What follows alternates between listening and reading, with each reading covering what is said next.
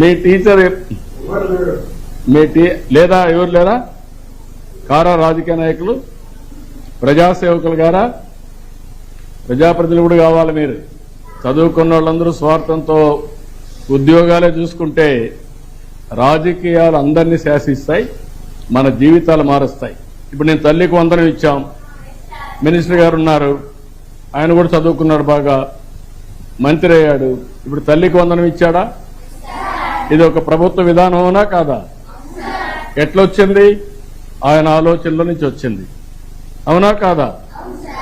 ఇప్పుడు మీకు టెక్నాలజీ పెట్టాడా?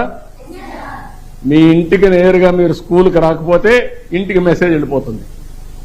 10 గంటల స్కూల్ స్టార్ట్ అయితే 10:30కు మీ అమ్మ నాన్నకి మెసేజ్ వెళ్ళిపోతుంది. ఇప్పుడు